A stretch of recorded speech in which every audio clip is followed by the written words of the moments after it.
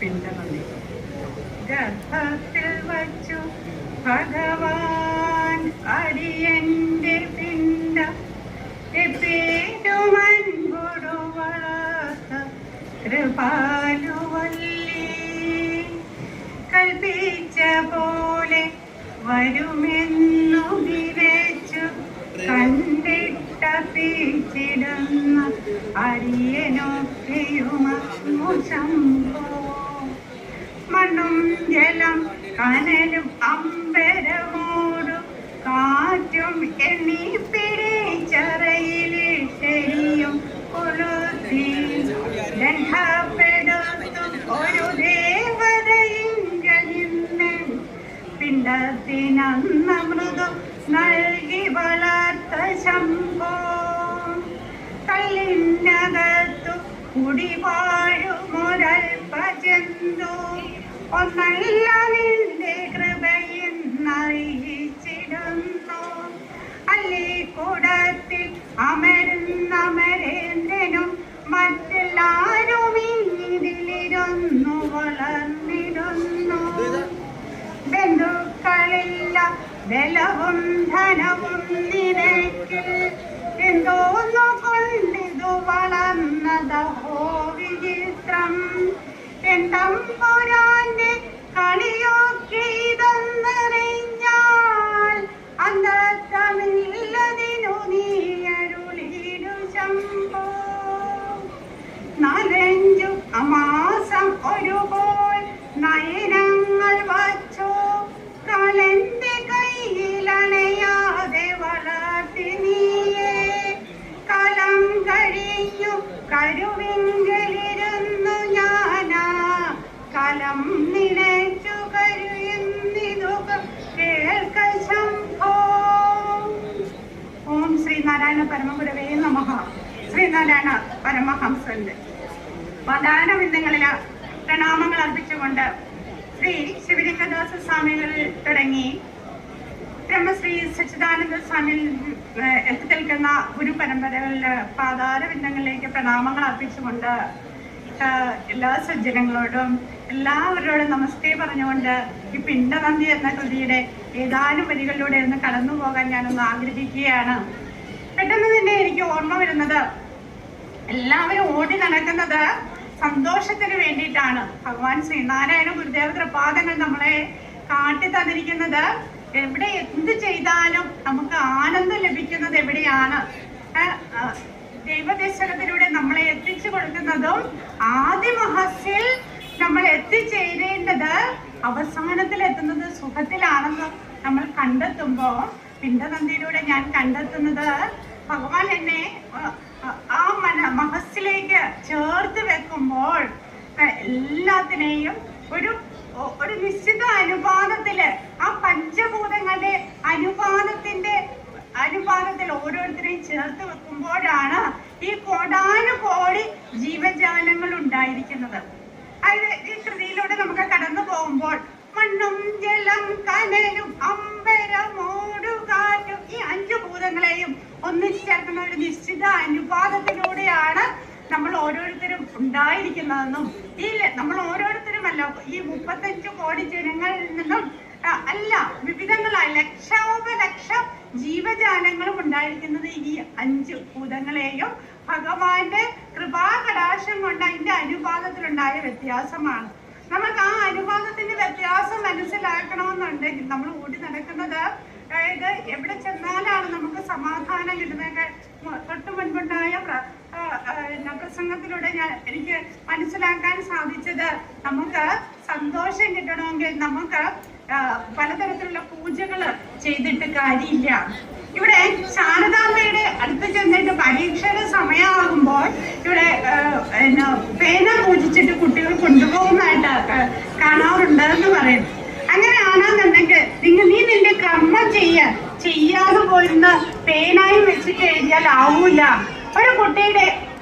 ഒരു കുട്ടി ഏത് തരത്തിലുള്ളതാണെന്ന് മനസ്സിലാകണമെന്നുണ്ടെങ്കിൽ ശരിക്കും പറഞ്ഞാൽ രക്ഷിതാക്കള് ഒരു 100 രൂപ കൊടുത്തിട്ട് ആ കുട്ടിയോട് നിനക്ക് എന്താണ് വേണ്ടത് എന്നാൽ നീ അത് ചെയ്തുകൊള്ളൂ എന്ന് അവരെ സ്വതന്ത്രരാക്കി വിടുമ്പോൾ ഞാൻ പെട്ടെന്ന് എന്റെ ഗുരുനാഥന്റെ വാക്ക് വാക്കുകളാണ് ഓർമ്മ വരുന്നത്. ആ 100 രൂപ കൊടുത്തു വിട്ട് കഴിയുമ്പോൾ മനസ്സിലാക്കാം അവൻ അത് എന്ത് ചെയ്യുന്നു, അത് അവന്റെ സ്വഭാവമാണ്. ഒരുപക്ഷെ അവൻ നാളേക്ക് കരുതി വെക്കുന്നവനാണെന്നുണ്ടെങ്കിൽ ഒരു ഫിനാൻഷ്യൽ മാനേജർ ആവാം. അതല്ല അവൻ ഫുഡ് കഴിക്കുന്നവനെ പുട്ടടിച്ച്, സാധാരണ ഭാഷയിൽ പറയുമ്പോൾ അവൻ പുട്ടടിച്ച് തീർക്കുന്നവനാണെന്നുണ്ടെങ്കിൽ അവൻ ധാരാളിയാണെന്ന് മനസ്സിലാക്കാം. അതല്ല എന്റെ അനിയത്തിക്കുട്ടിക്ക്, എന്റെ അച്ഛന്റെയും അമ്മയ്ക്കും അച്ഛന്റെയും വിവാഹ വാർഷികത്തിനോ അനിയത്തിക്കുട്ടിയുടെ ജന്മദിനത്തിന് സമ്മാനം കൊടുക്കാനായിട്ട് കരുതലായിട്ട് മാറ്റി വെച്ചിട്ടുണ്ടെങ്കിൽ അവന്റെ സ്വഭാവ സവിശേഷതകൾ എന്താന്ന് മനസ്സിലാക്കാം. ഇതുപോലെയാണ് മഹാഗുരു.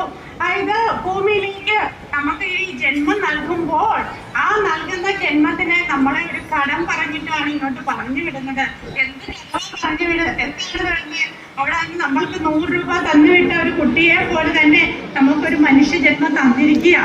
ആ മനുഷ്യ ജന്മത്തിലേക്ക് നമ്മൾ കൊടുത്തിരിക്കുന്ന ആ ജന്മത്തില് നമ്മൾ ചെയ്തു തീർക്കേണ്ട കുറെ കാര്യങ്ങളുണ്ട്.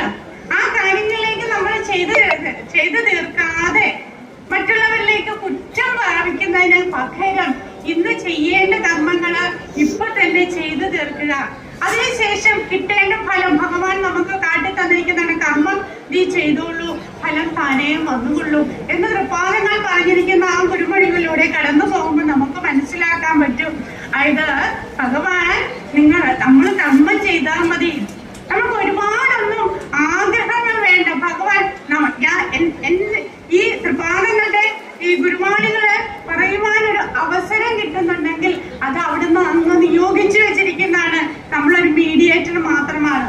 നമ്മുടെ ഓടിപ്പിടിച്ചും വെട്ടിപ്പിടിച്ചും ഒക്കെ നമ്മൾ നേടിയെടുക്കുന്ന പല കാര്യങ്ങളും കാണുമ്പോൾ ഇത് ഒരു പിടി മണ്ണിലേക്ക് ചേർന്ന് നിൽക്കാനായിട്ട് മാത്രമുള്ളതാണ്. മണ്ണിൽ നിന്ന് വന്ന നമ്മള് മണ്ണിലേക്ക് തന്നെ ചേർന്ന് നിൽക്കേണ്ടതാണ്. അതുകൊണ്ട് നമ്മൾ ചെയ്യേണ്ടത് നന്ദി മാത്രമാണ്. ഓരോ സാധനങ്ങൾ എടുക്കുമ്പോൾ നമുക്ക് ഓർക്കാം, നമ്മൾ ഇന്ന് ഉച്ചയ്ക്ക് ഗുരുപൂജാ പ്രസാദമായിട്ട് ഭഗവാൻ നമുക്ക് തരുന്ന ഈ പ്രസാദം നമ്മൾ ഭക്ഷണം കഴിക്കണമെന്നുണ്ടെങ്കിൽ നാളുകൾക്ക് മുമ്പേ തന്നെ ഭഗവാൻ കരുതി വെച്ചിട്ടുണ്ടാവും. അതായത് എന്താണ്, ഇന്ന ദിവസം ഇത്രാം തീയതി നിങ്ങൾ ഇവിടെ വരും.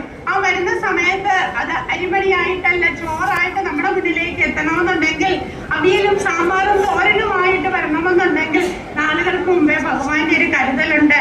അതായത് മണ്ണിൽ ഫലഭൂഷ്ടിയോടുകൂടി വിത്തുകൾ ഇട്ടതിന് ശേഷം, ആ വിത്തുകളെ മുളപ്പിച്ചതിന് ശേഷം, അത് മുളയായിട്ട് വളർന്നു വന്നതിന് ശേഷം, അതിൽ കായായിട്ട് മറ്റും വളർന്നു വന്ന് അത് ഇവിടുത്തെ പച്ചക്കറിയായിട്ട് മാറി, അത് അരിഞ്ഞ് പാചകമായിട്ട് വന്നു, അത് നമ്മുടെ ഇലയിൽ വന്ന് വീഴും. നമ്മൾ ആഹരിക്കുമ്പോൾ ഭഗവാന്റെ എത്ര മുൻപേ ഉള്ള കാഴ്ചപ്പാടുകളാണ് നമ്മുടെ മുന്നിൽ ഇന്നിപ്പോ ഗുരുപൂജാ പ്രസാദമായിട്ട് നമ്മൾ കഴിക്കുന്നതെങ്കിൽ എത്രയോ വർഷങ്ങൾക്ക് മുമ്പ് ഭഗവാൻ ഒന്ന് കരുതിയിട്ടുണ്ടാവും നമ്മൾ ഇവിടെ ഇരിക്കണമെന്നതും.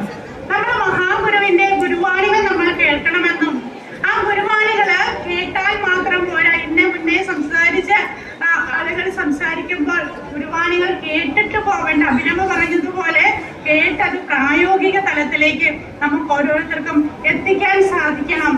അല്ലാതെ കള്ളവും ചതിയും ഇല്ലാത്ത ഒരു കാലം ഉണ്ടായിരുന്നു എന്ന് പറയുന്നതിനേക്കാൾ വരും തലമുറ എങ്ങനെയായിരിക്കണം എന്നതും നമ്മുടെ കാഴ്ചപ്പാടുകൾ ഉണ്ടായിരിക്കണം, വിഷൻ ഉണ്ടായിരിക്കണം. ആ വിഷനകത്ത് പ്രസംഗത്തിൽ പറഞ്ഞു, ഇനി നമുക്ക് കുട്ടികളുടെ കാലത്തിലേക്ക് വരുമ്പം കുട്ടികളെല്ലാം വഴിമാറി പോകുന്നു. ഇല്ല, ഒരിക്കലും നമുക്കത് പറയേണ്ട.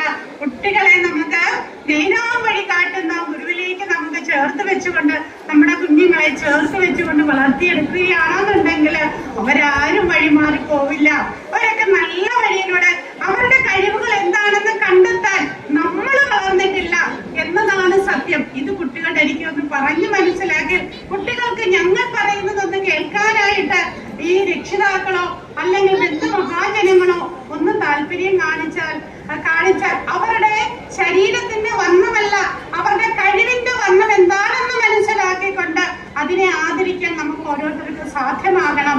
അങ്ങനെ ആകുമ്പോഴാണ് നമ്മുടെ ജന്മം കൊണ്ട് നമുക്ക് നന്ദിയുള്ളവരായിട്ട് മഹാഗുരുവിന്റെ മുൻപിലേക്ക്, മഹാഗുരുവിന്റെ ദർശനം ലോകത്തെമ്പാടും വ്യാപിച്ചുകൊണ്ടിരിക്കുന്ന ഈ കാലഘട്ടത്തില്, ഈ അടുത്ത നാളിലുണ്ടായ വത്തിക്കാനിലെ ലോക സർവമത സമ്മേളനത്തില് പങ്കാളിയാകാൻ ഭാഗ്യം ലഭിച്ചിട്ടുള്ള ശിവഗിരി പോകാൻ ഭാഗ്യം ലഭിച്ചിട്ടുള്ള ഈ ഉള്ളവള് കണ്ട ഒരു ചരിത്രം തന്നെ എനിക്ക് പറയുവാനുണ്ട്. മഹാഗുരുവിന്റെ ധർമ്മം ലോകത്തെങ്ങും വ്യാപിക്കുമ്പോൾ നമുക്ക് എല്ലാ മതത്തിന്റെയും അന്തസത്ത ഒന്നാണെന്നും അവർ കൊടുക്കുന്ന ആദരവുകള് എത്രമാത്രം വലുതാണെന്നും നമ്മൾ നമ്മുടെ മഹാഗുരുവിനെ അറിയാതെ പോയല്ലോ എന്നത് പോലും നമുക്ക് ചിന്തിക്കേണ്ട ചിന്താവിഷയമായിട്ട് മാറുന്നു. ആ മഹാഗുരു എല്ലാ മതത്തിന്റെയും സാരം, നീ ഒന്നും വെറ്റൊന്നും പഠിക്കേണ്ട, നീ എന്താണോ ചെയ്തുകൊണ്ടിരിക്കുന്നത് അതിന്റെ സൽക്കർമ്മങ്ങൾ മാത്രം അറിഞ്ഞിട്ട് മതമഹാപാഠശാലകളെ കുറിച്ച് പറയുമ്പോൾ ആ പാഠശാലയില് എല്ലാ മനുഷ്യന്റെ ശരീരത്തിലൂടെ ഓടുന്ന രക്തം എന്ന് പറയുന്നത് അത് തന്നെയാണ് പിണ്ടനന്ദിയിലൂടെ പറഞ്ഞു വരുന്നതും.